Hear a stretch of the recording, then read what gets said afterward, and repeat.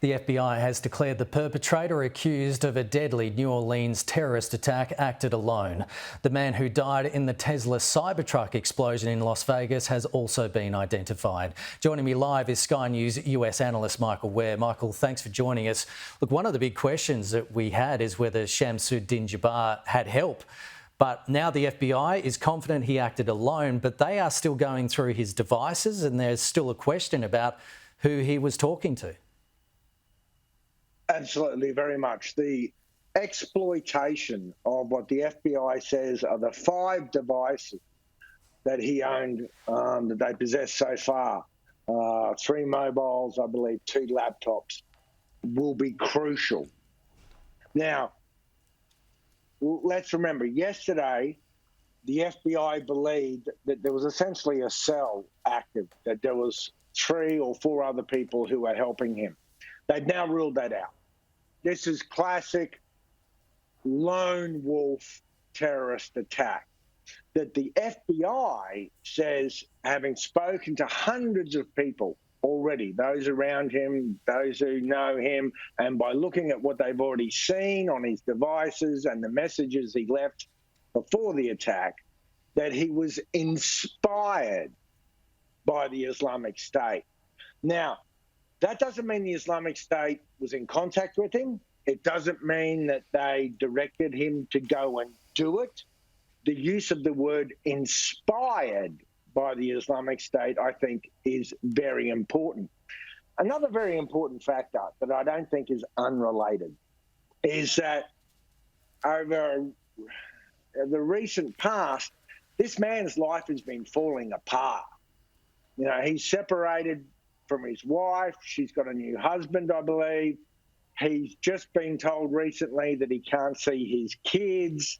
So that's a classic profile of someone who would glom on to something like the Islamic State.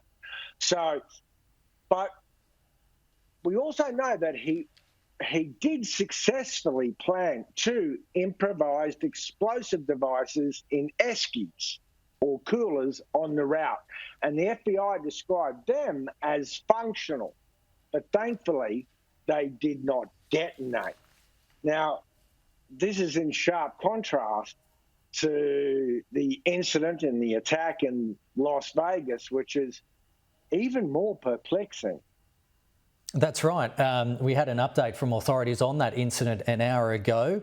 The person of interest in that, but his body is still yet to be formally identified through DNA analysis, 37-year-old Matthew Liversberger, an active US member of the military.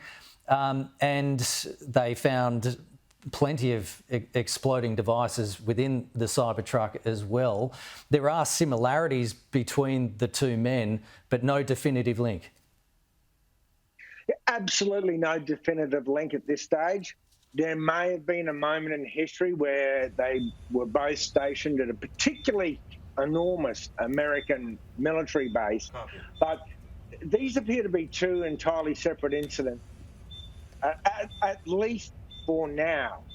And when we say that the Las Vegas attacker was an experienced member of the military, he's a master sergeant in the Green Berets who's currently on active duty and was on approved leave. Now, he's from 10th Special Forces Group. I was with those guys in the invasion of Iraq. They are serious soldiers.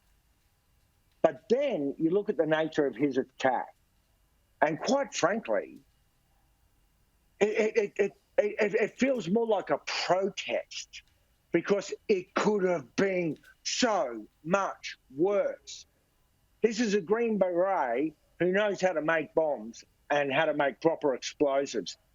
What he had in his truck was just an accumulation of fireworks and gas tanks and this and that appears essentially designed to kill no one but himself. And he allegedly shot himself in the head just as it was happening.